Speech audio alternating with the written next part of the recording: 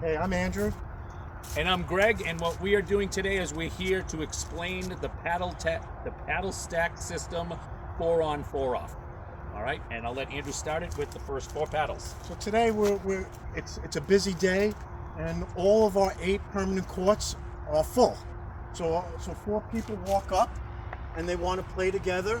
So what they're going to do is they're going to put it into the paddle stack in the number 1 position.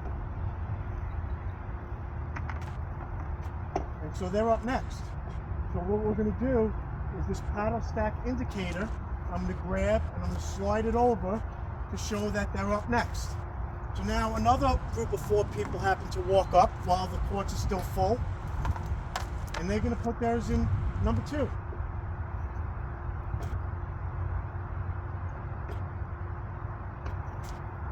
And we've all been here during the day when people are playing pickleball, and what tends to happen is at this point when all the paddles are in the stack and all the courts are full, you might get one person who shows up. Jamie White just showed up and Jamie throws his in here. So now there's only one. And about 30 seconds later, another person shows up and now you have 2 in there. Okay, so you have just 2 paddles. While this is going on, you suddenly have a group of 4 advanced players that show up and they want to stay together, so they put their paddles all together in number 4. So this is one of the issues that we run into, and people aren't sure how to do this, and we'll get to these 2 here in a second. So in the meantime, one of the games just ends, so the people in paddle stack number 1 will say, "Hey, number 1," and they'll grab their paddles and they'll move the indicator up to number 2. So now number 2 is next up. So the people who have just ended their game walk on, and they don't want to take a rest. They just want to put their paddles right up next so they can play. So they're going to put theirs in number 5.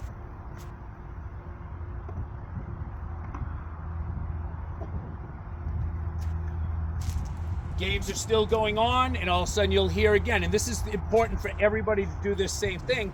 When your game ends, yell court open, court open, court open.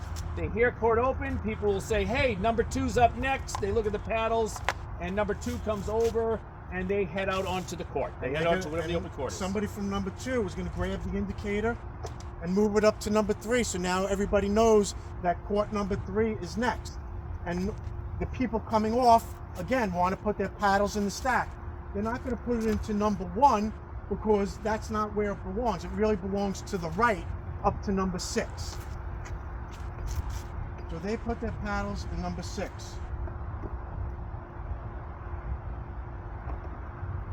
Okay, and here's where people tend to get confused, because now we only have 2 people here. All right, anyone can join those 2 people. Let's say someone was just walking up here to play.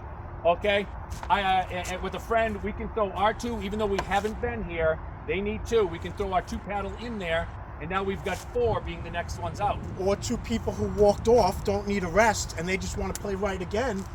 They get to the bench and somebody says, hey, I need 2. They walk right on and now they go. But if for some reason everybody needs a rest, what will happen is you've got 2 people. They can't get 2 people to go with them. What happens is just a quick swap. That's all this is. The next 4 people would get to go on. Okay, so they head out to the court. These 2 paddles, it's the only time you touch paddles. They take their 2 paddles, they kick them over, and they're still next. All right, trying to get 2. This is where sometimes compassion comes in. It might be a beginner who's never really played. I know I've done it. I know Andrew's done it, where you jump in and you play one game with these people trying to get them up to speed. That's what we suggest. All right, it's a nice, friendly thing to do. Sometimes it could be 2 advanced players. You got to flip that, where you might have 2 beginners going, oh my God, I don't want to play with them. I'm going to get destroyed and it's not going to be a good game. So what you're trying to do is get a good game and see if you can get 2 people who are comparable to the 2 players that are waiting.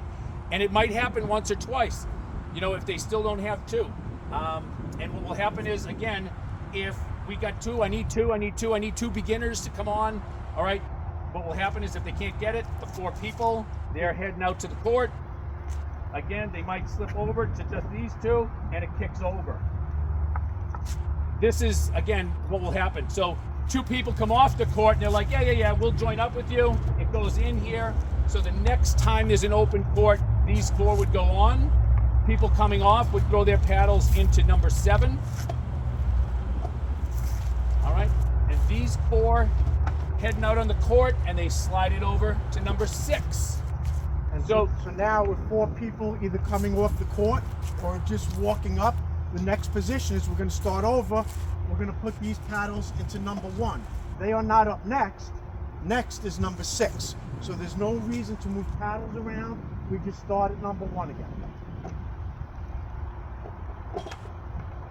But number 6 is obviously up next. You'll hear someone yell, court, court, court. These 4 heading out next. They head right out to the court. They slide it over to number 7. The people who just finished play want to stay together. Their paddles go right into the number 2 slots. Sometimes you might see someone shows up. Okay, they're all by themselves. Another pair show up. Okay, and this is when you're getting into possibly these people might want to combine. They look for one person. We need one, and these 3 eventually could go out together, or the 3 of them can end up moving their paddles with the 4th person together. So a lot of it is just using what's there and combining to make a group of 4. Or, like I said, if you can't get them, you just kick it over one and do a quick swap till you get it. And then the last thing to end it, 4 come off.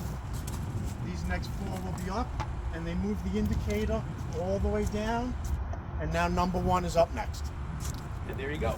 So that's it. Again, so the only caveat in all this is, again, if you have a 2-slot person open, and it's, again, working together as a community and trying to fill 2.